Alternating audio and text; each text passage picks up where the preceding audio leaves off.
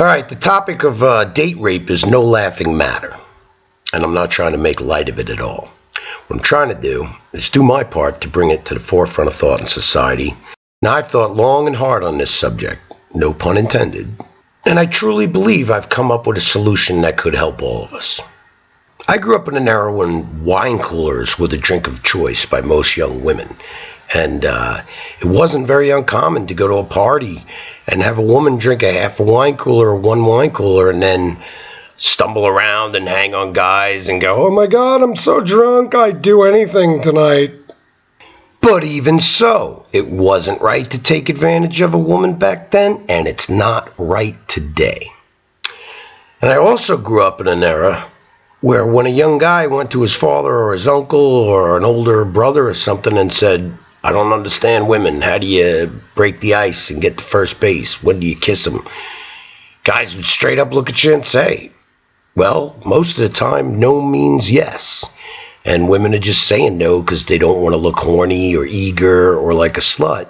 So they sit there and say, no, no, no. And then if you don't kiss them, they get all pissed off at you, bent out of shape. So it's been confusing for a long time, ladies, so don't get pissed off right now. I'm trying to even this stuff out, and it's up to you to tell your daughters that playing those games and doing those tricks are only going to get you in trouble.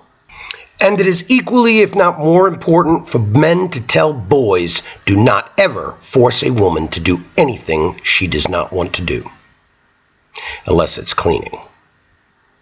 But now, I don't want to browbeat anybody. I want everybody to take responsibility for their part in this.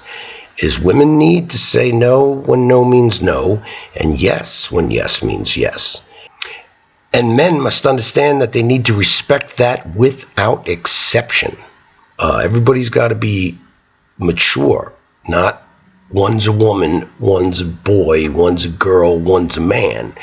Everybody's got to act the same, so we're on the same page. We don't write laws, one in the female category and one in the male category. So, with all of that said, this is my solution, and I hope it does work for everyone to make this a safer and better world. Just place a check mark in the checkbox on my penis. Put a check mark in the checkbox on my schlong. If there's a check mark in a checkbox on my penis, in the morning we will both know right from wrong. Where's the maybe box? Stop right there, that's where all the trouble starts. But who carries a Sharpie? I got you, Sharpie, hanging. Well, why didn't you say so? In that case, I think it could work. Just put a check mark in the checkbox on my penis. Put a check mark in the checkbox on my schlong. If there's a check mark in the checkbox in the morning, we will both know what was right and what was wrong. Just put a check mark in the checkbox on my penis. Put a check mark in the checkbox on my schlong. If there's a check mark in a checkbox in the morning, we will both know what was right and what was wrong. Now here's what I consider the unwarranted disclaimer for those people that are too stupid to figure out what I'm trying to say here. Putting a check mark on somebody's genitalia is about as absurd as going out alone and getting shit-faced without somebody to look out for you. Putting a check mark on somebody's genitalia to prove that you consent to the act is as ignorant as a man taking advantage of a woman when she obviously cannot give consent. And it's also as absurd as anyone thinking that kids will just figure this stuff out on their own. So now please, listen to what Edna has to say. She's pretty smart for an old broad. Girls, I want to tell you 3 things to remember. 1, if a guy is being an asshole, treating you like crap, it's not a game, that's not romance, and it's not sexual tension, and it's definitely not exciting. That is a man that is going to treat you like garbage, and that's all you're going to get. What could you expect more?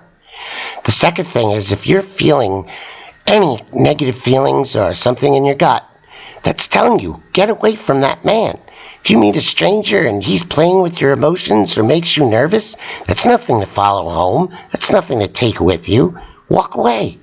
Go to your girlfriends. Go to a male friend that you trust and just walk away. Plus, having these random sexual encounters can only lead to trouble. You're going to get hurt, confused, you could get a disease, you could get an unwanted pregnancy, or worse off, you could spend years in therapy trying to overcome a trauma that you accepted into your life because you drank too much alcohol or you engaged in sexual activity with a man who would not respect you. So if you're getting signals and signs and red flags are popping up, listen to them. It's no joke. And remember, there's no such thing as just cuddling.